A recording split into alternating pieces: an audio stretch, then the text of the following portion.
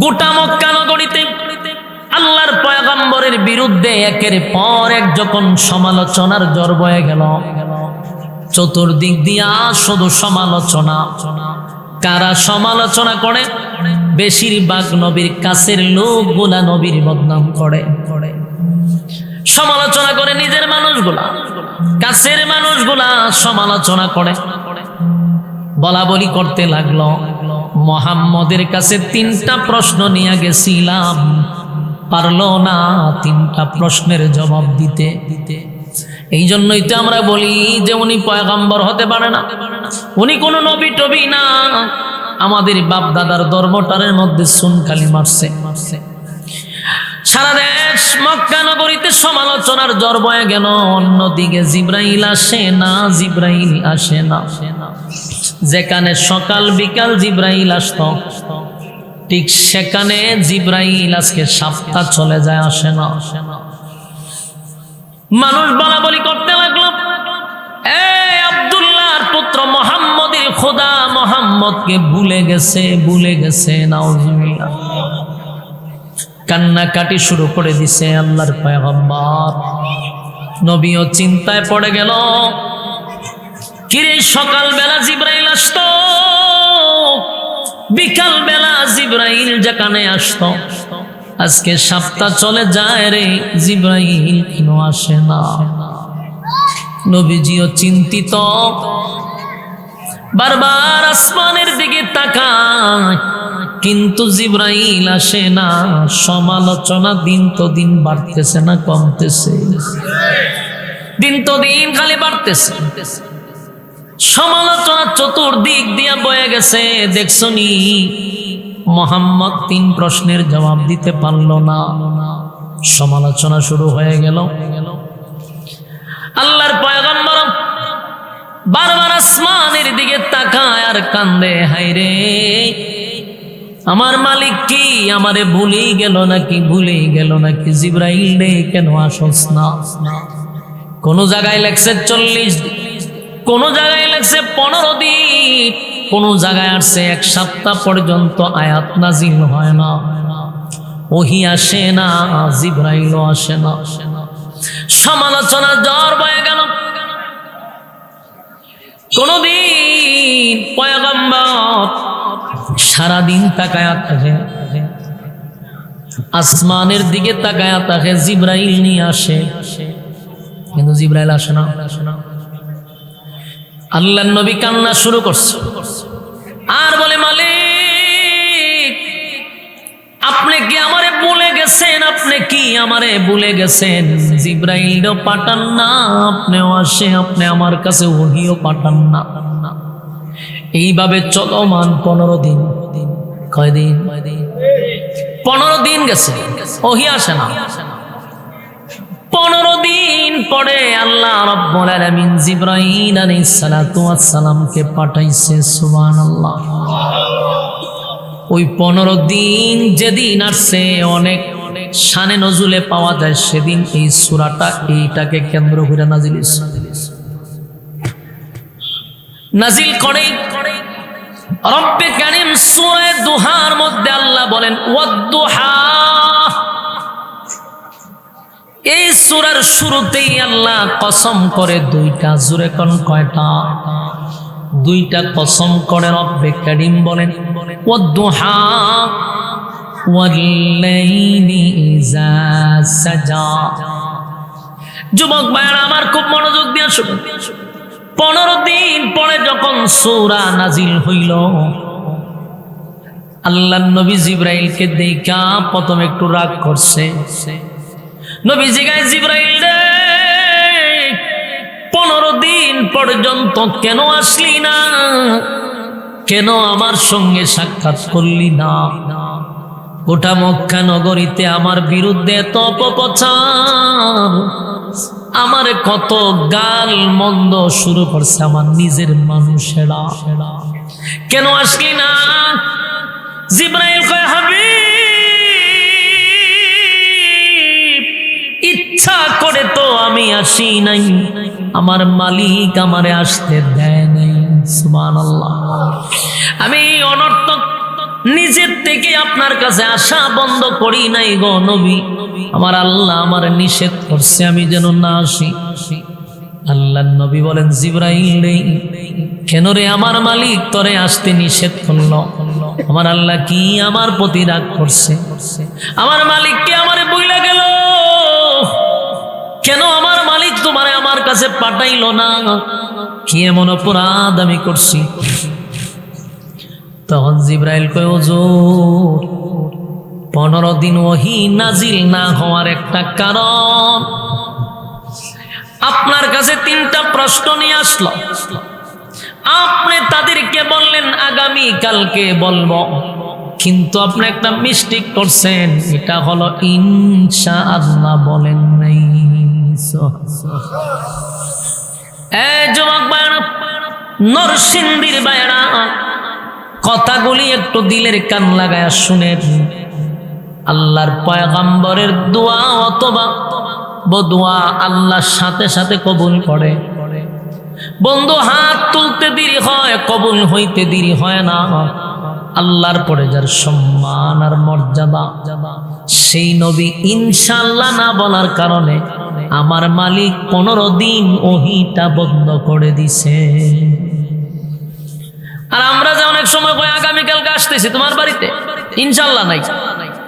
আগামীকালকে আমি মার্কেটে যাব, মাঝখানে ইনশাআল্লাহ নাই। আগামীকালকে যাবেন, এটার কোনো গ্যারান্টি আছে? হ্যাঁ, কথা কই না। আগামীকালকে অমুক জায়গায় গিয়ে খাবো, এটার কোনো গ্যারান্টি আছে? এই জন্য রব্বে কারীম বলেন, উম্মতের শিক্ষার জন্য, উম্মতের জন্য শিক্ষা হয় কিয়ামত পর্যন্ত যেন উম্মত ইনশাআল্লাহ না ভুলে। والضحى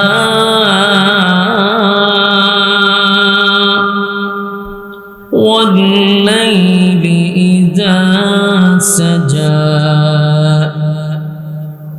ما ودعك ربك وما قلى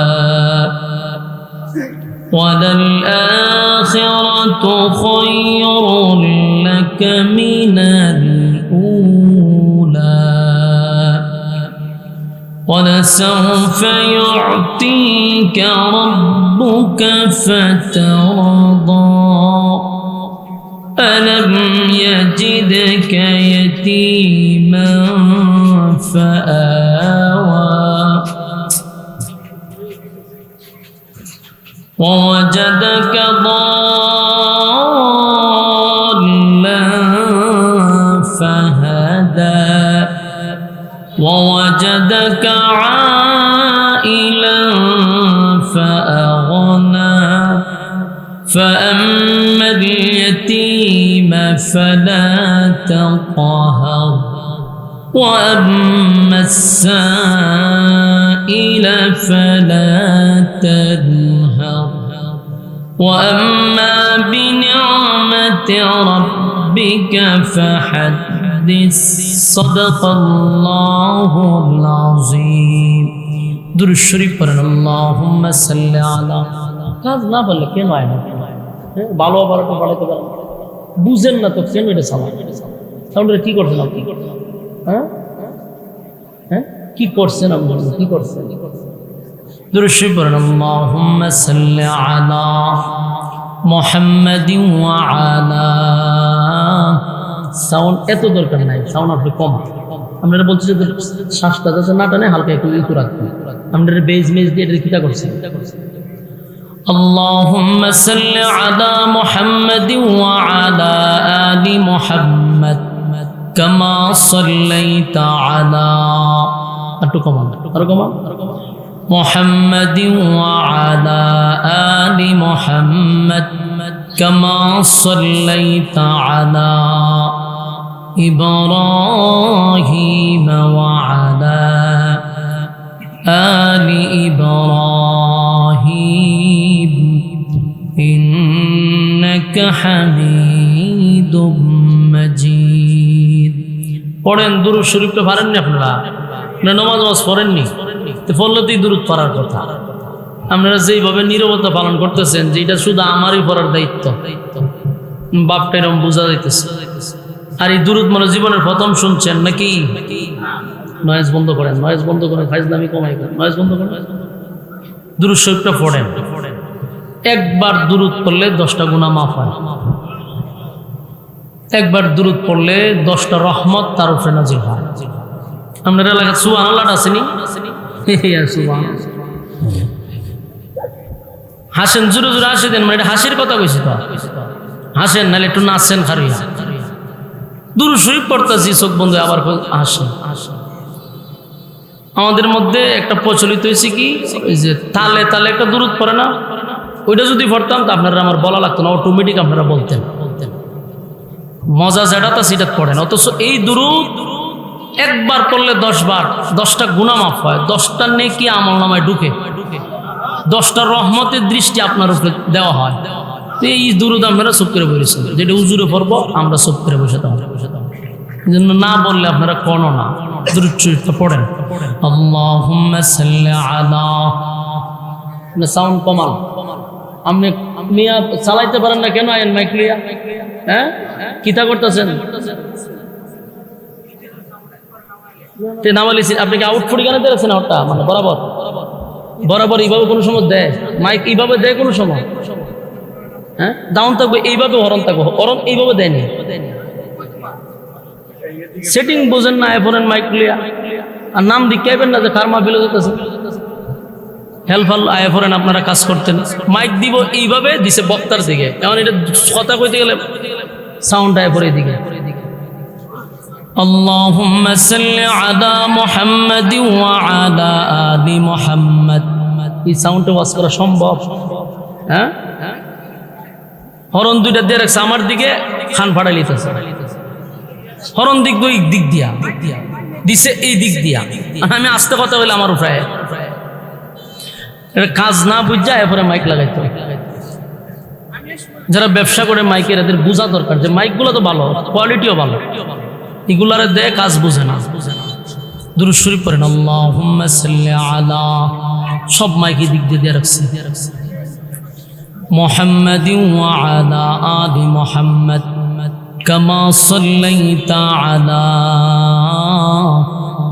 ইব্রাহিম ওয়া আলা আলি ইব্রাহিম ইন্নাকা হামিদুম।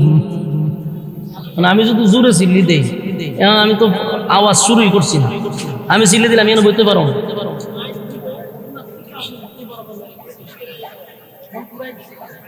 এই জন্য আরো অন্তত 12 বছর অপারেটরি করবেন, এরপরে গিয়ে মাইকেরিং মেশিনও ধরবেন, আরো 12 বছর গিয়ে করবেন, হেল্পারে করবেন 12 বছর, এরপরে মাইক লাগাইবেন। কাজ চিনে না, কিচ্ছু না, ওই 2 মাইক দিয়ে রাখছে আমার দিকে, আর আমি কোনো সাউন্ড বাড়াইছই না। আমি বাড়াইলে কি তুই বা কনসার্ট। দুরূদ শরীফ পড়েন, আল্লাহুম্মা সাল্লি আলা মুহাম্মাদিন ওয়া আলা আলি মুহাম্মাদ কামা সাল্লাইতা আলা ইব্রাহিম ওয়া আলা আলি ইব্রাহিম ইন্নাকা হামিদুম মাজিদ। নূরে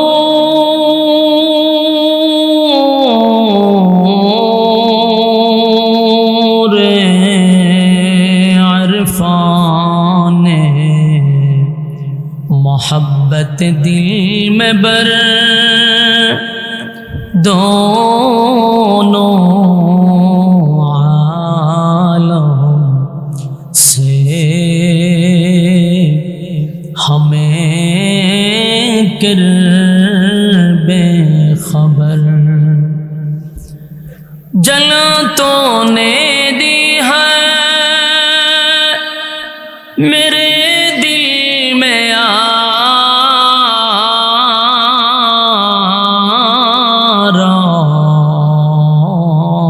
आराम, जलन की दवा अब फिला दे खुदाया।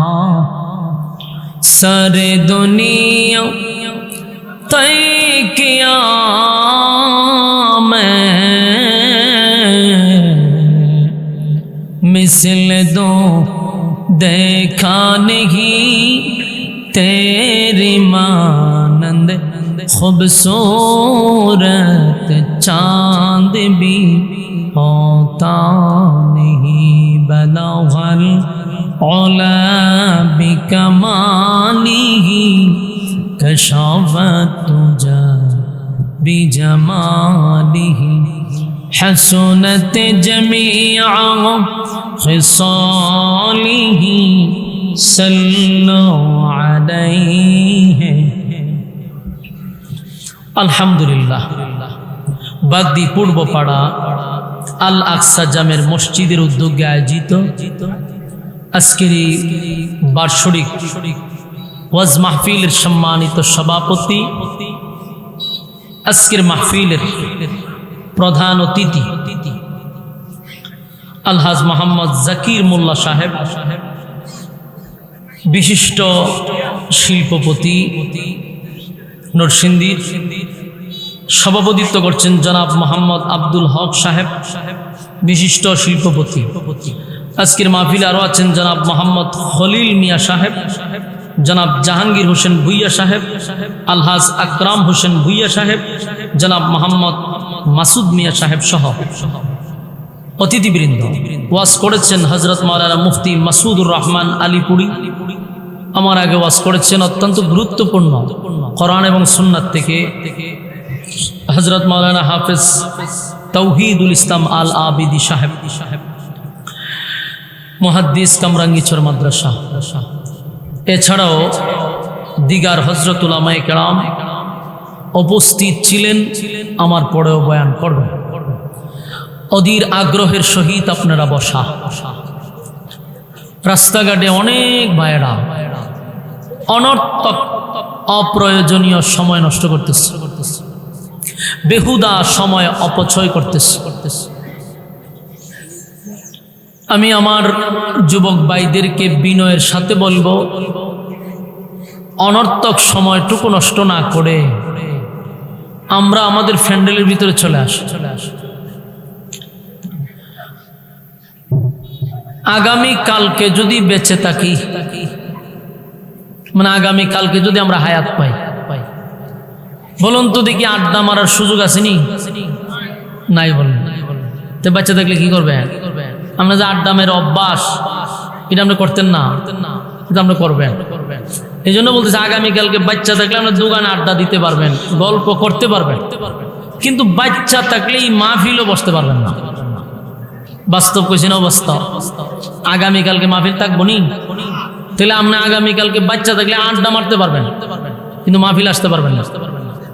তাই উচিত আমরা মেহেরবানি করে অন্তত পক্ষে আজকের দিনটার জন্য এই বরকতপূর্ণ মজলিসে আমরা বসে যাই। রাস্তাঘাটে কথা না বলি, আমরা রাস্তাঘাটে অনর্থক সময় নষ্ট না করি, দোকানপাটে সময় নষ্ট না করি, ফ্যান্ডেলের ভিতরে চলে আসি। দেখেন একটা মাহফিল করতে গিয়া অনেক আগের থেকে প্রিপারেশন নিতে হয়, অনেক প্রিপারেশন নিতে হয়। এত কিছু করে আপনাদের জন্য সুন্দর একটা আয়োজন করছে। মানে আপনারা যদি দোকানপাটেই ব্যস্ত থাকেন, প্রতিদিনের মতো গল্প ছায়ের আড্ডায় ব্যস্ত থাকেন, তাহলে সুন্দর আয়োজন করে এত কষ্ট করে ফায়দাটা কি? আল্লাহ আমাদেরকে হেদায়েত দান করুক। বুদ্ধিমান ওই ব্যক্তি যে প্রতিদিন গল্প করার সুযোগ আছে, কিন্তু দ্বীনি কথা শোনার প্রতিদিন সুযোগ নাই, আমরা বসে যাই। সম্মানিত সুধী, আমরা যে সুস্থ অবস্থায় বসতে পারছি এই জন্য শুকরিয়া আদায় করছি আমরা, আলহামদুলিল্লাহ। লক্ষ কোটি দুরুদ এবং সালাম আল্লাহর সৃষ্টির প্রধান আকর্ষণ জনাবে মুহাম্মদুর রাসূলুল্লাহ সাল্লাল্লাহু আলাইহি ওয়াসাল্লাম। আপনারা যারা প্যান্ডেলের ভিতরে বসা আছেন, যতক্ষণ বসা থাকবেন ঠিক ততক্ষণ পর্যন্ত উপর থেকে সাকিনা নাজিল হবে। আল্লাহ রাসূল বলেন নাজালাত আলাইহিমুস সাকিনা, উপর থেকে সাকিনা রহমত নাজিল হবে। তো এখানে যতক্ষণ বসবেন উপর থেকে সাকিনা নাজিল হবে। রাস্তাঘাটে কি সাকিনা নাজিল হইব নি? যেন আমরা আয়সা পড়ি, প্যান্ডেলে বসে যাই। আল্লাহ রাব্বুল আলামিন আমাদেরকে মোনাজাত পর্যন্ত বসার তৌফিক দান করুক, আমিন।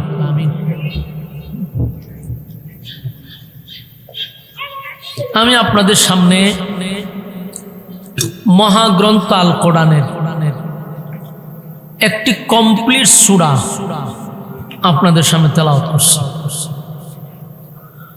সূরাটা মক্কাতুল মুকাররমায় নাজিল হয়েছে।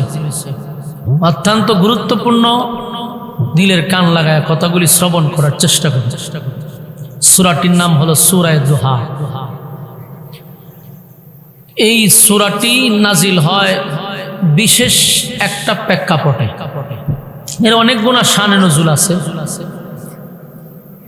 তো নাজিল হওয়ার কারণ কেউ কেউ উল্লেখ করেন যে রাসূল সাল্লাল্লাহু আলাইহি সাল্লাম একবার অসুস্থ হয়ে গেছে। উনি অনেক অসুস্থ। তো অসুস্থতার কারণে উনি তাহাজ্জুদের নামাজ কয়েকদিন উনি ছেড়ে দিয়েছেন। অসুস্থ হয়ে গেছে, এখন আর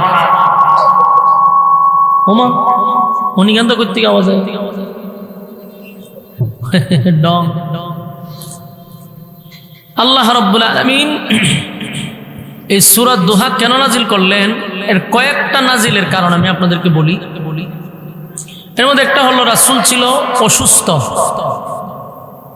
ভাই এত সাউন্ড যদি হয় আমি ওয়াজ করতাম না। তোর ফাইজলামিটা আমি যাওয়ার পরে করবেন, এখন না। এই সাউন্ডটা আমি কথা বললে উপায় আছে? আপনার কাছে সাউন্ড লাগে না? এইরকম সাউন্ড হলে আমি কথা কম কেন? মাইক সেটিং একটাও ঠিক হয়েছে না। এতক্ষণ যেটা আছেন এটি বন্ধ করেন। আমি যেমনি আসছিলাম এমনি ওয়াজ করে যাই, এরপর আপনি আরো 10টা লাগাইন প্যান্ডেলের ভিতরে। এরকম সাউন্ড হইলে বিরক্ত লাগতো না? এদিকে দিয়া দিছি সব। আপনারা এরা একটু বুঝ জানবেন না, লাগাবে সব বুঝবেন না যে এটা অভিজ্ঞ কিনা।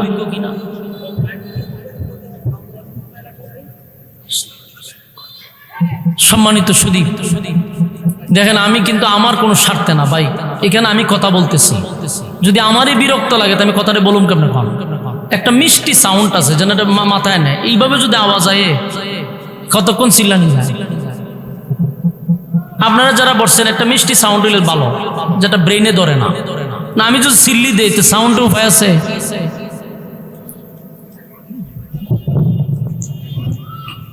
এর মাইক ভালো, কিন্তু মাইকের কোয়ালিটি আমি আওয়াজ বললে বুঝি, কিন্তু এর সেটিং হইছে না।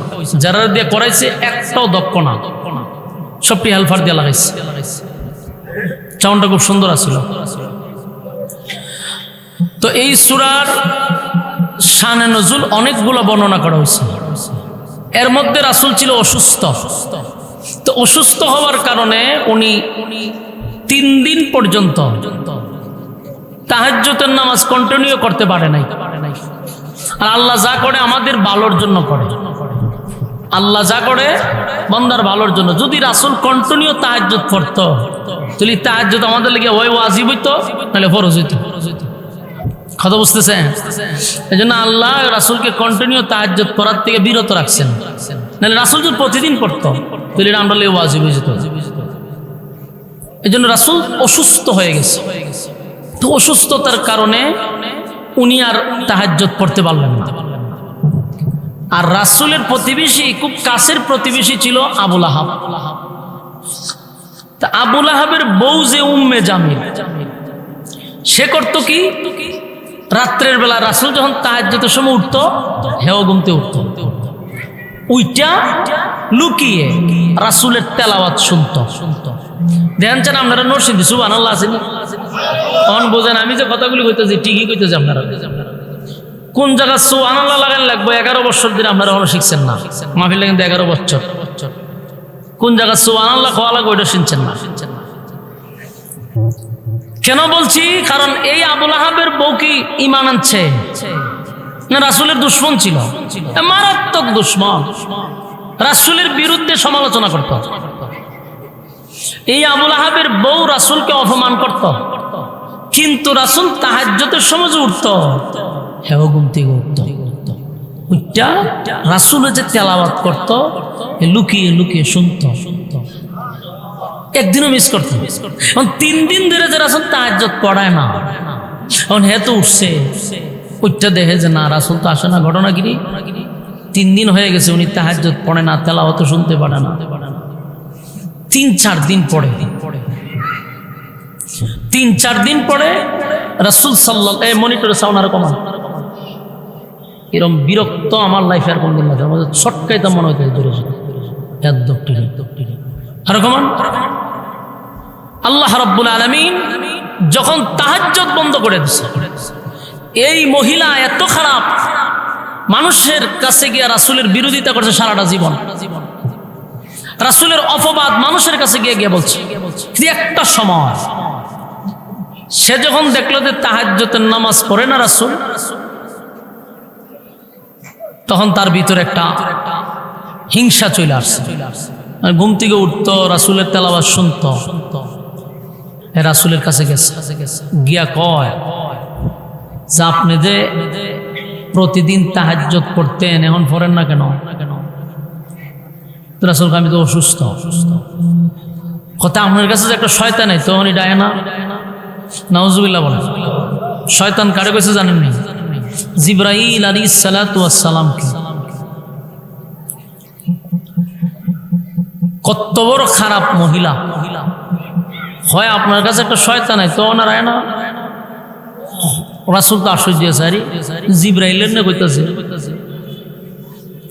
এরপরও মহিলা থামে নাই, বলতেছে যে আপনার আল্লাহ কি আপনারা ভুলে গেছে? আল্লাহর রাসূল সাল্লাল্লাহু আলাইহি সাল্লাম এই ঘটনাকে কেন্দ্র করে অনেকে বলে সূরা দুহা নাজিল হয়েছে। অন্যদিকে আরেকটা বিষয় হলো, মক্কার কিছু লোক, মদিনার কিছু লোক রাসূলের কাছে কোনো একটা বিষয় জানার জন্য আসছিল। 3টা বিষয়। প্রথম, মক্কার মানুষ মদিনায় গেছে, গিয়া তখনকার তাওরাতের যে আলেম আছিল, মানে পণ্ডিত গবেষক, তাওরাত রিসার্চ করত, এমন কিছু পণ্ডিতের কাছে গেছে। মক্কার 2-1 পণ্ডিত গিয়া বলতেছে যে আপনারা তো তাওরাতের আলেম, আমরা মক্কার থেকে আসছি মদিনায় 400 কিলোমিটার দৌড়াইয়া। কেন আসছেন? হয় আমরারই বাতিজা, আমাদেরই বংশের, কিন্তু হঠাৎ করে আমাদের বাপ দাদার ধর্মবাদ দিয়া উনি উনার এক ব্যক্তির গোলামি করার জন্য মানুষকে দাওয়াত দেয় এবং একত্ববাদী খোদার দাওয়াত দিতেছে। এটা তো আমাদের সমাজের মানুষের মধ্যে একটা ফাটল সৃষ্টি হয়েছে। এখন আপনারা হইলেন মদিনার বড় বড় তাওরাতের আলেম, আমরা আপনার কাছে আসছি একটা সুষ্ঠু সমাধানের জন্য। এই তাওরাতের আলেমগুলি বলল যে তোমরা ওনার কাছে কি বুঝলা এতদিন তোমরা ওনার দাওয়াতি কাজ দেখে? লোকটা তো আমাদেরই বাতিজা এবং 40 বছর আমাদের সাথে উঠা বসা করছে, উনি যে ভালো মানুষ সন্দেহ নাই, এরা স্বীকার করছে। ওনার জীবনে কোনোদিন মিথ্যা বলতে আমরা শুনি নাই, কিন্তু আমরা বহু খোদায়ে বিশ্বাসী আর উনি এক খোদায়ে বিশ্বাসী। দ্বন্দ্বটা লাগছে কেন? এবং এখানে শেষ না, উনি নিজেরে খোদা দাবি করে। নিজেরে কি দাবি করে? খোদা, আরে নবী দাবি করে। উনি নিজের রাসূল হিসাবে দাবি করতেছে। মদিনার পণ্ডিতরা কয় তুলে তোমরা ওনার 3টা প্রশ্ন করবা, এই 3 প্রশ্নের জবাব যদি উনি দিতে পারে বুঝবা উনি আল্লাহর পাঠানো একজন পয়গম্বর, এর মধ্যে কোনো সন্দেহ নেই। আর তোমরা উচিত হইল তখন কালেমা পড়া ঈমান আনবা। সুবহানাল্লাহ। কথা কি বুঝতেছে? আপনারা কি আমার প্রতি রাগ করছে? আপনার সাথে আমি রাগ দেখাইছি না, এটা আমার দরকার আছে। কথা তো আমি কইতেছি, কারণ সুবহানাল্লাহ কইতে আপনার যে কষ্টটাও হয়, আর আমি যে কথা কইতেছি আমার জায়গায় যদি আপনারা বইতেন তখন বুঝতেন মেজাজ কত হিট হয়। কথা বলাটা এত সহজ না, এটা একটা মেশিন, আর আমারটা কি মেশিন নেই। আমি তো আপনাদের মতো গলা, প্রতিদিন আমার মতো একটু চিল্লান চা, পরে কথা নিয়ে মুখ দিয়ে একটু দেখেন আমার মতো প্র্যাকটিস কইরা। মরে যাবেন না আপনারা। এটা একমাত্র আল্লাহ প্রদত্ত ছাড়া কোনো আলেম এইভাবে প্রতিদিন আল্লাহর 12 মাস আমার ঈদের দিন পর্যন্ত খালি নেই। বিশ্বাস করেন, ঈদের দিন পর্যন্ত আমার একদিন খালি নাই, যে মুখটা চলতেই আছে। এটা তো ভাই গলা, এটা মেশিন না। রাত্রের বেলায় ঘুমাইতে পারি না, গলার ব্যথা, গলা গামছা দিয়ে বাইন্দা ঘুমাইতে হয়। দুঃখ তো আপনারা দেখেন না, ডুব গিললে দুঃখ পাই, খানা খাইতে গেলে গলায় দুঃখ পাই, এত ব্যথা করে। এই মাইককে আমাদের কি পরিমাণ ক্ষতি করে এটা কল্পনা করতে পারবেন না। এই জন্য আমার রাগটা ঠিক আছে আমার জায়গা থেকে, আপনারা এটা নিয়ে সমালোচনা করেন। আপনার প্রতি রাগ করছি, আমার জায়গায় বসেন তখন বুঝতেন মাইক কোয়ালিটি ভালো। তার আমি বহু মাইক দিয়ে ওয়াজ করি, মাইকের ব্যাপারে আমার চেয়ে অভিজ্ঞ বাংলাদেশে কোনো বক্তা নেই। কিন্তু এদের সেটিং যে কত দোষ এটা আমি এর আঙ্গুল দিয়ে দূরে দেখাইতে পারবো। এই জন্য এদেরকে এটা ধমকটা দেওয়া তো অনেক সময় আছে, এরা শিক্ষা গ্রহণ করবো, ভবিষ্যতে বুল্ডার করতো না। যদি এরা অরিজিনালি ব্যবসায়ী হয়ে থাকে তাহলে এখান থেকে শিখবো যে সেটিং এইভাবে করে না। আমি কয় হাতে কয়টা মাইক লাগে এটা আমি মুখস্থ করতে পারি। আওয়াজ শুনলে বলতে পারি এটা কোন মেশিনটা চলতেছে, কোন মাউথ দা আওয়াজ চলতেছে। এই লাইনে আমি অভিজ্ঞ। এই জন্য এদের সেটিং হয়েছে না, কিন্তু মাইক ভালো, খারাপ না। না রাগ করছেন আপনারা? রাগ করেন না। মাঝে মধ্যে এরা হাই অ্যান্টিবায়োটিক না দিলে এরাও মাথা তুইটা বইয়া নাচে। এই জন্য মাঝে মধ্যে হাই অ্যান্টিবায়োটিক দিতে হয়। মনোযোগ দিয়ে শুনেন, সময়ও কম। আল্লাহ রাসূল সাল্লাল্লাহু আলাইহি সাল্লামের ওই যে 3 দল, এরা গেছে কোথায়? মদিনায় গেছে বিশেষজ্ঞদের কাছে। কারণ এরা বহু চেষ্টা করছে, রাসূলের সাথে কথা দিয়া পারে না। মদিনা মক্কার মানুষ যত বড় বড় পণ্ডিত আছে আর যত বড় বড় বিজ্ঞ আলেম ছিল মক্কায়, সব রাসূলের সামনে কথা বলছে, কিন্তু কথার মাইরে পারে না। সুবহানাল্লাহ। এরা দুনিয়ার জাগতিক এলেম অর্জন করে, আর আল্লাহ প্রদত্ত এলেমের কাছে কথা বলা সম্ভব কথা হয় না। দেখবেন আমরা বাংলাদেশে অনেক লোক আছে যারা দেশ বিদেশ লেখাপড়া করছে, উচ্চ ডিগ্রির জন্য বাহিরে গেছে, এত অর্জন তার, কিন্তু আমাদের বিজ্ঞ একজন আলেমের কাছে বসায় দেন, এ 1-2 ছাত্র, আল্লাহর কসম করে বলি কথা দিয়ে পারবে না। কারণ এটা আল্লাহ প্রদত্ত এলেম, আর এটা দুনিয়ার মানুষের বানানো এলেম, বেশ কম আছে। তো সম্মানিত শুধু রাসূল সাল্লাল্লাহু আলাইহি সাল্লামের সাথে এরা কোনোভাবেই কথা দিয়া পারছে না। শেষে কয় আমরা শিখে আরো বিজ্ঞ লোক লাগবো।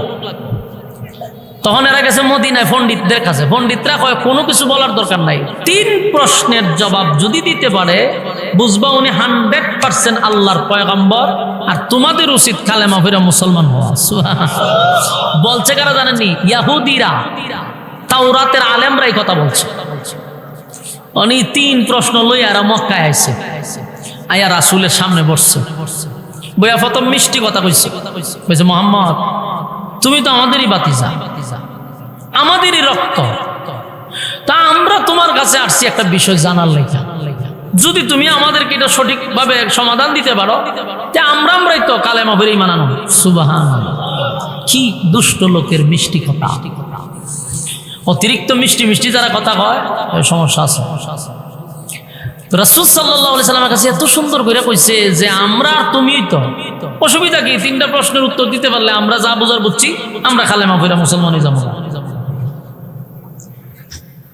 রাসূল চিন্তা করলো যে আমার কাছে আইছে সবটি হলো মক্কার মাতা, এরা যদি দিন গ্রহণ করে দিনের দাওয়াত দিতে আমার আর কোনো সমস্যাই নেই।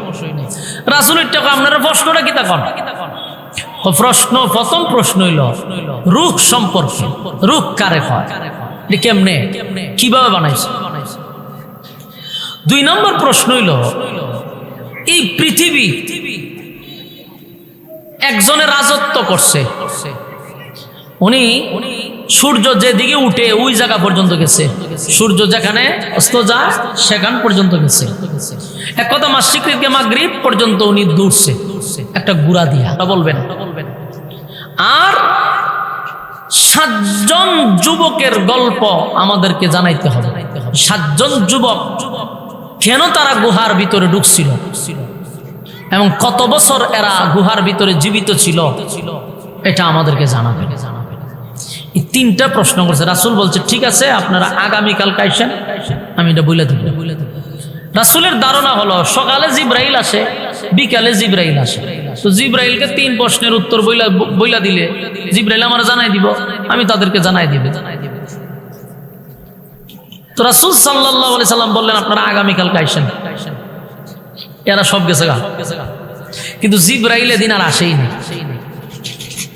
পরের দিন মক্কার মানুষ আবার আইছে, আয়া আব্দুল্লাহর পুত্র মোহাম্মদ, আমরা তো আজকে আসছি, তুমি তারিখ দিছো আমরা প্রশ্নের উত্তরটা জানার জন্য। রাসূল কয় আজকে হবে না, আগামীকালকে আইসেন। এদিনও জিবরাইল আইছেন, পরের দিন আসছে, পরের দিনও কয় আগামীকালকে আইসেন, এদিনও জিবরাইল আসে না। মানে জিবরাইল আর এখন আসেই না, 1 সপ্তাহ হয়ে গেছে জিবরাইল আর আসে না। আচ্ছা কোন তো দেখি, আপনার মসজিদের যে ইমাম সাহেব, মনে করেন আপনার এলাকার কিছু গণ্যমান্য ব্যক্তি গেছেন হুজুরের কাছে, হুজুর একটা ফতোয়া এটা একটু বইলা দেন। তো হুজুরে বলছে যে আগামীকালকে আইসেন, তার মানে হুজুরে রাত্রে একটু মোতালা করে দেখবো কিতাবাদি গাইডটা, কারণ সবকিছু তার মাথার থাকে না, দীক্ষা বলতে হবে, একটু মোতালা করতে হবে। বলছে যে আপনি কালকে আয়েন জুম্মার দিন। কারণ কালকে আয়েছেন ইমাম সাহেব জিজ্ঞেস, ইমাম সাহেব আরে আমি তো আসলে দেখতে পারছি না, আপনি আগামীকালকে আইসেন। 1 সপ্তাহ পর্যন্ত যদি আপনারা আপ ডাউন করে আপনি কি করবেন? আপনি পরের দিন গিয়ে দোকানে বয়ে বইয়া হুজুরের বদনাম করবেন যে দূর দূর দূর দূর কি এর ইমাম সাহেব রাখছে, বেড়ার এলেম বলতে নাই। 1 সপ্তাহ দূরে যাইতে একটা ফতোয়া আছে গাইতে বেড়া আমার উত্তরই দিতার না, কি এর ইমাম সাহেব কইবেন নি? যে ভাবে কোন বুঝে আপনার আল্লাহর ওলি, আপনারা যে কি আল্লাহর ওলি এটা আমি জানি। মুসল্লি কত প্রকার কি কি আমরা ইমামতি করেছি, অভিজ্ঞতা আছে। ওই দোকানে বইবেন আর বদনাম করবেন, ফাললে 5 টাকা বাড়া থেকে ওখানে কুতুর বদনাম করে আবার আইবেন, আরেকদিন 5 টাকাতে আরেক জায়গায় যাবেন, ওখানে গিয়ে বদনাম করে আইবেন। ইমাম সাহেব তো বদনাম করতে মজা। ঠিক এই কাজটাই করছে মক্কার মানুষেরা। এরা জায়গায় জায়গায় গিয়ে নবীর বিরুদ্ধে সমালোচনা করতেছে। দেখছ, প্রথমেই কইছিলাম উনি আমরার বাপ দাদা ধর্মটারে ডুবাই দিছে, উনি 3 প্রশ্নের জবাব দিতেছেন, উনি কোনো নবী টবি না, নাউজুবিল্লাহ। গোটা মক্কা নগরীতে আল্লাহর পয়গম্বরের বিরুদ্ধে একের পর এক যখন সমালোচনার ঝড় বয়ে গেল, চতুর্দিক দিয়া শুধু সমালোচনা। কারা সমালোচনা করে? বেশিরভাগ নবীর কাছের লোকগুলা নবীর বদনাম করে। সমালোচনা করে নিজের মানুষগুলা, কাছের মানুষগুলা সমালোচনা করে, বলা বলি করতে লাগলো। মুহাম্মদের কাছে 3টা প্রশ্ন নিয়ে গেছিলাম, পারলো না 3টা প্রশ্নের জবাব দিতে। এই জন্যই তো আমরা বলি যে উনি পয়গম্বর হতে পারে না, উনি কোনো নবী টবি না। আমাদের বাপ দাদার ধর্মটারের মধ্যে সুনকালি মারছে। সারা দেশ মক্কা নগরীতে সমালোচনার ঝড় বয়ে গেল। অন্যদিকে জিবরাইল আসে না, জিবরাইল আসে না। যেখানে সকাল বিকাল জিবরাইল আসতো, ঠিক সেখানে জিবরাইল আজকে 1 সপ্তাহ চলে যায়, আসে না।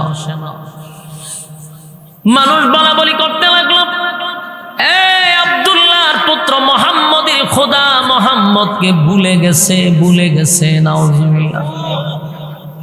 কান্নাকাটি শুরু করে দিছে আল্লাহর পয়গম্বর। নবীও চিন্তায় পড়ে গেল, কিরে সকাল বেলা জিবরাইল আসতো, বিকাল বেলা জিবরাইল যেখানে আসতো, আজকে 1 সপ্তাহ চলে যায় রে, জিবরাইল কেন আসে না? নবীজিও চিন্তিত, বারবার আসমানের দিকে তাকায়, কিন্তু জিবরাইল আসে না। সমালোচনা দিন তো দিন বাড়তেছে না কমতেছে? দিন তো দিন খালি বাড়তেছে। সমালোচনা চতুর্দিক দিয়া বয়ে গেছে। দেখছনি মুহাম্মদ 3 প্রশ্নের জবাব দিতে পারল না, সমালোচনা শুরু হয়ে গেল। আল্লাহর পয়গম্বর বারবার আসমানের দিকে তাকায় আর কান্দে, হায়রে আমার মালিক কি আমারে ভুলেই গেল নাকি? জিবরাইল রে কেন আসস না? কোন জায়গায় লেখছে 40 দিন, কোন জায়গায় লেখছে 15 দিন, কোন জায়গায় আসছে 1 সপ্তাহ পর্যন্ত আয়াত নাজিল হয় না, ওহী আসে না, জিবরাইলও আসে না। সমালোচনা ঝড় বয়ে গেল। কোনদিন পয়গম্বর সারাদিন তাকায়া থাকে, আসমানের দিকে তাকায়া থাকে, জিবরাইল নিয়ে আসে। কিন্তু জিবরাইল আসে না। আল্লাহর নবী কান্না শুরু করছে আর বলে, মালিক আপনি কি আমারে ভুলে গেছেন? আপনি কি আমারে ভুলে গেছেন? জিবরাইলও পাঠান না, আপনিও আসে, আপনি আমার কাছে ওহিও পাঠান না। এইভাবে চলমান 15 দিন। কয়দিন? 15 দিন গেছে, ওহি আসে না। 15 দিন পরে আল্লাহ রাব্বুল আলামিন জিবরাইল আলাইহিস সালাতু ওয়াস সালামকে পাঠাইছে। সুবহানাল্লাহ। ওই 15 দিন যেদিন আসছে অনেক শানে নজুলে পাওয়া যায়, সেদিন এই সূরাটা এইটাকে কেন্দ্র করে নাজিল করে রব্বে কারীম সূরা দুহার মধ্যে আল্লাহ বলেন ওয়াদ-দুহা। এই সূরার শুরুতেই আল্লাহ কসম করে দুইটা, জোরে কোন কয়টা? দুইটা কসম করে রব্বে কারীম বলেন ওয়াদ-দুহা ওয়াল-লাইলি ইযা সাজা। যুবক ভাইরা আমার খুব মনোযোগ দিয়ে শুনুন। 15 দিন পরে যখন সূরা নাজিল হইল, আল্লাহর নবী জিবরাইলকে দেখা প্রথম একটু রাগ করছে। নবী জিগায়, জিবরাইল রে 15 দিন পর্যন্ত কেন আসলি না? কেন আমার সঙ্গে সাক্ষাৎ করলি না? গোটা মক্কা নগরীতে আমার বিরুদ্ধে এত অপপ্রচার, আমার কত গাল মন্দ শুরু করছে আমার নিজের মানুষেরা, কেন আসলি না? জিবরাইল কয়, হাবিব ইচ্ছা করে তো আমি আসি নাই, আমার মালিক আমারে আসতে দেয় নাই। সুবহানাল্লাহ। আমি অনর্থক নিজের থেকে আপনার কাছে আসা বন্ধ করি নাই গো নবী, আমার আল্লাহ আমার নিষেধ করছে আমি যেন না আসি। আল্লাহর নবী বলেন, জিবরাইল রে কেন রে আমার মালিক তোরে আসতে নিষেধ করলো? আমার আল্লাহ কি আমার প্রতি রাগ করছে? আমার মালিক কি আমারে বইলা গেল? কেন আমার মালিক তোমারে আমার কাছে পাঠাইলো না? কি এমন অপরাধ আমি করছি?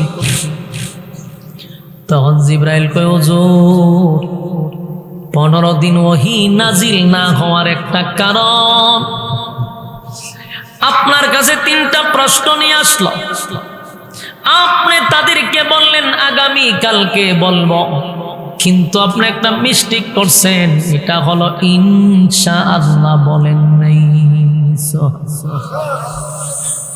এই যুবক ভাইরা, নরসিংদীর ভাইরা, কথাগুলি একটু দিলের কান লাগায় শুনেন। আল্লাহর পয়গম্বরের দোয়া অথবা বদুয়া আল্লাহর সাথে সাথে কবুল করে। বন্ধু, হাত তুলতে দেরি হয়, কবুল হইতে দেরি হয় না। আল্লাহর পরে যার সম্মান আর মর্যাদা, সেই নবী ইনশাআল্লাহ না বলার কারণে আমার মালিক 15 দিন ওহীটা বন্ধ করে দিছে। আর আমরা যে অনেক সময় কই আগামীকালকে আসতেছি তোমার বাড়িতে, ইনশাআল্লাহ নাই। আগামীকালকে আমি মার্কেটে যাব, মাঝখানে ইনশাআল্লাহ নাই। আগামীকালকে যাবেন এটার কোনো গ্যারান্টি আছে? হ্যাঁ, কথা বলেন না। আগামীকালকে অমুক জায়গায় গিয়ে খাবো, এটার কোনো গ্যারান্টি আছে? এই জন্য রব্বে কারীম বলেন উম্মতের শিক্ষার জন্য, উম্মতের জন্য শিক্ষা হয় কিয়ামত পর্যন্ত যেন উম্মত ইনশাআল্লাহ না ভুলে। ইনশাআল্লাহ যেন না বলেন। এই জন্য নবীরে কান্দাইছে কতদিন? আপনারা একটা আওয়াজ দেন। 15 দিন একাধারে নবী কাঁদছে। আল্লাহর পয়গম্বরের চোখের পানি বন্ধ হয় নাই, 15 দিন পর্যন্ত নবী কাঁদছে। এক ইনশাআল্লাহ না বলার কারণে 15 দিন ওহী নাজিল হইল না। এ যুবক ভাইরা, আমরা কোনো কাজ করতে গেলে কি ইনশাআল্লাহ বলবো? কথা হয় না দি? আমরা বলবো আগামীকালকে মার্কেটে যাব, মাঝখানে কি ইনশাআল্লাহ। ইনশাআল্লাহ শব্দের অর্থ হইল আল্লাহ যদি চায়। বলুন, আমরা আগামীকালকে যাব, এটা কে চায়? আল্লাহ যদি চায় চলে যাবো। এই জন্য মাঝখানে কি বলতে হবে? ইনশাআল্লাহ বলবেন, এটা সাবধানটা বলা যাবে। আল্লাহর পয়গম্বরকে 15 দিন নবীর চোখ দিয়া পানি ঝরছে, 15 দিন নবী কাঁদছে। এরপরে আল্লাহ সূরা নাজিল করে জানায়া দেয়, পয়গম্বর জিবরাইলকে পাঠাই নাই, শুধু আপনি মাঝখানে ইনশাআল্লাহটা বলেন নাই। আপনি বলছেন প্রশ্নের উত্তর আগামীকালকে দিবেন, এই কথাটা আমার আল্লাহর কাছে পছন্দ হয় নাই। আপনি যদি বলতেন আগামীকালকে বলবো ইনশাআল্লাহ, মালিক খুশি। এবার সূরা নাজিল করে 15 দিন পর্যন্ত যে নবী কাঁদছে, আর নবী বারবার বলছে, আল্লাহ আপনি কি আমারে ভুলে গেছেন? আমারে কি সত্যি ভুলে গেলেন? নবী যে কাঁদছে, এই জন্য আল্লাহ সূরা দুহা নাজিল করে নবীরে সান্ত্বনা দিছে। নবীর আল্লাহ সান্ত্বনা দিয়া বলে, ওয়াদ-দুহা ওয়াল-লাইলি ইযা সাজা। এই আয়াতের মধ্যে রব্বি কারীম দুইটা কসম করছেন, ওয়াদ-দুহা একটা কসম, ওয়াল-লাইলি ইযা সাজা দুইটা কসম। মনোযোগ দিয়ে শুনেন, নবীর আল্লাহ কত ভালোবাসে। গোটা মক্কা নগরীর মানুষ পয়গম্বরের উপরে অপবাদ দেওয়া শুরু করলো, পয়গম্বরের উপরে অপবাদ দেওয়া শুরু করলো। মুহাম্মদের আল্লাহ মুহাম্মদকে ভুলে গেছে রে, মুহাম্মদের আল্লাহর মুহাম্মদকে আর স্মরণ করে না। নবীও একটা সময় ব্যথায় ব্যতীত হইয়া চিন্তায় পড়ে গেছে, আমার মালিক কি আমারে আসাই ভুলে গেছে। তাই আল্লাহ নবীরে সান্ত্বনা দিয়া বলেন, ওয়াদ-দুহা, আল্লাহ বলেন দিনের কসম, দিনের আলোর কসম। সকালবেলা একটা রুদ্র উঠে, এই রুদ্রের কসম করছে আল্লাহ, মানে 12টার থেকে নিয়ে সকাল পর্যন্ত যে রুদ্র, সেই দিনের আলোর কসম করছে আল্লাহ। সুবহানাল্লাহ। আল্লাহ কয় দিনের কসম, ওয়াল-লাইলি ইযা সাজা। আল্লাহ কয় রাতের অন্ধকারের কসম, যেই সময় রাত একেবারে নিস্তব্ধ হয়ে যায়, নিঝুম হয়ে যায়, সেই সময়ের কসম। কসম কয়টা? ফিজানের আওয়াজ কি যায়? কথা শুনেননি? আওয়াজ দেন না। কসম কয়টা? আর জোরে। প্রথম কসম হলো দিনের, পরের কসম হলো রাতের। ওয়াল-লাইলি ইযা সাজা, রাতের অন্ধকারের কসম। ওয়াদ-দুহা, দিনের আলোর কসম। ওয়াল-লাইলি ইযা সাজা, রাতের অন্ধকারের কসম। দুইটা কসম করছে আল্লাহ। আল্লাহ বলে, বন্ধু দিনের কসম,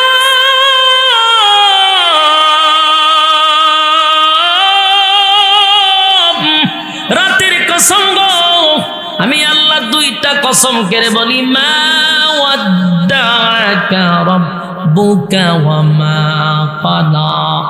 আপনার রব আপনাকে ভুলে নাই, ভুলে নাই, ভুলে নাই। আপনার উপরে অসন্তুষ্ট হয় নাই, আপনার উপরে অভিমান করে নাই। জোরে কোন সুবহান। আল্লাহ দুইটা কসম করে বলে, ওয়াদ-দুহা, দিনের কসম, ওয়াল-লাইলি ইযা সাজা, রাতের কসম। মা ওয়াদ্দাআকা রাব্বুকা ওয়া মা ক্বালা। তোমার রব তোমাকে কখনো ভুলে যায় নাই, তোমার প্রতি তোমার রব কখনো সন্তুষ্ট হয় নাই। আমি রব আগে যেমন ছিলাম তোমার প্রতি, এখনো তেমনই আছি, ভবিষ্যতের এমনই থাকবো। সুবহানাল্লাহ। তার মানে বেঈমানরা যে অপবাদ দিল পয়গম্বরকে, যে মুহাম্মদকে ভুলে গেছে, তার মালিক আল্লাহ কয়, না, দুইটা কসম করে বলছি, আমি আপনাকে বলি নাই, বলবো না। কেন বলবো? আমি আপনাকে কেন বলবো? আল্লাহ রাব্বুল আলামিনের পরে বলেন, ওয়ালাল আখিরাতু খায়রুল লাকা মিনাল উলা। এখানে আল্লাহ বলেন, নিঃসন্দেহে তোমার জন্য পরবর্তী যুগের চেয়েও ভালো অবস্থা হবে। সুবহানাল্লাহ। আপনার অবস্থান আল্লাহ কয় ওয়ালাল আখিরাতু খায়রুল লাকা মিনাল উলা, এখনের যুগের থেকে মানে বর্তমানের চেয়ে ভবিষ্যতের যুগ হবে এর চেয়ে বেশি ভালো। সুবহানাল্লাহ আসেনি? তার মানে তারা যে অপবাদ দিছে আল্লাহ তার বিপরীত বলতেছে, কথা বলে না। আল্লাহ প্রথম কয় ওয়াদ্দুহা, দিনের কসম, ওয়াল্লাইলি ইযা সাজা, রাতের কসম, মা ওয়াদ্দাকা রাব্বুকা ওয়া মা ক্বালা, আপনার রব দুইটা কসম করে বললাম আমি আপনারে ভুলি নাই, ভুলব না, ভুলতে আমি পারি না। এখানে ওয়াদ্দুহা দিয়া দিনের আলোর কসম বুঝাইছে, ওয়াল্লাইলি ইযা সাজা রাতের অন্ধকার বুঝাইছে। কিন্তু তাফসীরের মধ্যে আরো দুইটা ব্যাখ্যা আছে, শুধু দিনের কসম নয়, ওয়াদ্দুহা দিয়া নবীকে আল্লাহ বলেন ওয়াদ্দুহা আপনার সুন্দর চেহারার কসম। জোরে কোন সুবহানাল্লাহ। আল্লাহ ওয়াদ্দুহার ব্যাখ্যা করছেন দুই রকম, একটা হলো ওয়াদ্দুহা আপনার চেহারা সুন্দর উজ্জ্বল চেহারার কসম, আল্লাহ তার নবীর চেহারার কসম করছে। ওয়াল্লাইলি ইযা সাজা, এই আয়াতের অর্থ করছেন নবীর কানো চুলের কসম। সুবহানাল্লাহ। কত সুন্দর চেহারা হইলে পড়ে এরে গোলা বানাই না দেয় খেল বললে আমার স্টেজ লয়ে পড়ে নিবে। আপনারা কোনো ভলান্টিয়ার নাই কেন? ওয়াল্লাইলি ইযা সাজা, এটা শুধু রাতের অন্ধকার বুঝাইছে না, নবীর চুলের কসম করছে, চুলের কসম। একটা বার আপনারা চিন্তা করে দেখেন, যেই নবীর চেহারার কসম করছে আল্লাহ নিজে, সুবহানাল্লাহ বাড়ি দিয়া হইবে। যেই নবীর চুলের কসম করছে আল্লাহ নিজে, তাহলে চেহারা কত সুন্দর, সুবহানাল্লাহ বাড়ি দিয়া। যেই নবীর চেহারার কসম করছে আল্লাহ, আপনার উজ্জ্বল চেহারার কসম নবী, আপনার চুলের কসম, চুলের কসম, ওয়াল্লাইলি ইযা সাজা, আপনার চুলের কসম, মানে নবীর চুলগুলো ছিল কালো, অন্ধকারের কসম বোঝাইতে গিয়ে নবীর কালো চুলের কসম করছে আল্লাহ। দুইটা কসম করে বলেন মা ওয়াদ্দাকা রাব্বুকা ওয়া মা ক্বালা, আপনার রব আপনারে ভুলে নাই, ভুলবেও না। আপনার রব আপনার